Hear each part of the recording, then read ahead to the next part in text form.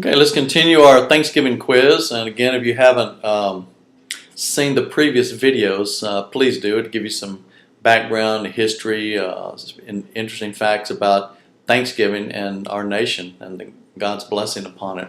Right now, let's continue with why didn't the Pilgrims sail to the original destination in Virginia?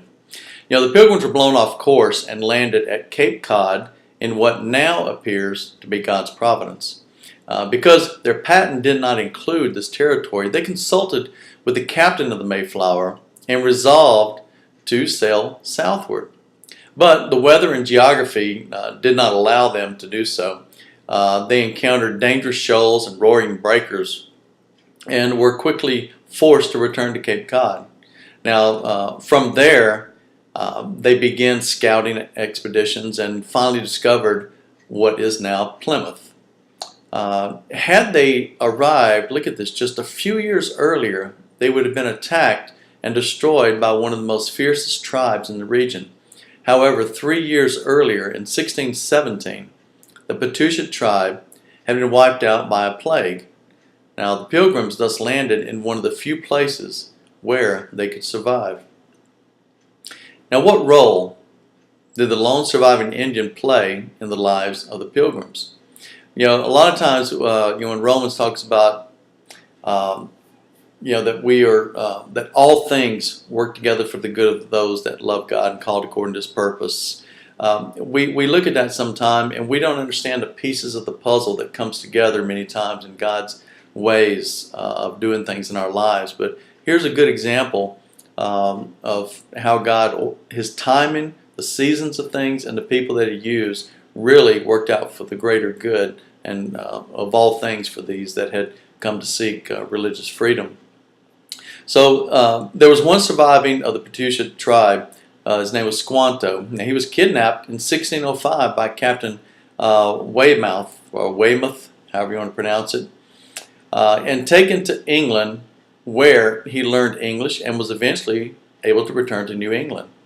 Now, when he found his tribe had been wiped out by a plague, he lived with the neighboring tribe.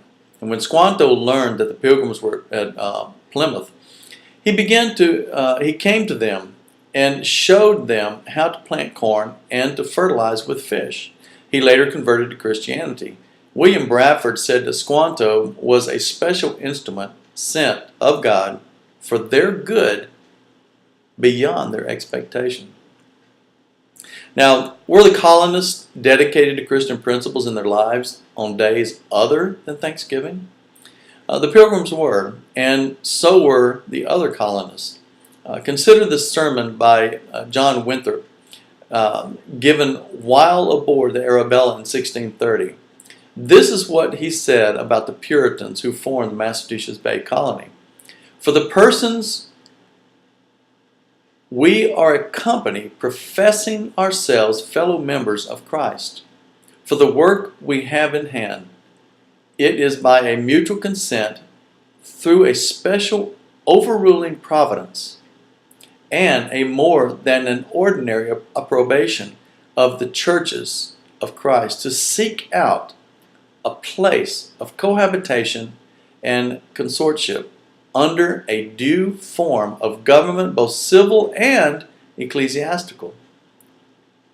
They established a Christian commonwealth in which every area of their lives, both civil and ecclesiastical, fell under the lordship of Jesus Christ. Think about these things and consider the great foundations in how God established our nation here in the United States. And be blessed, and as always, keep your eyes on Jesus.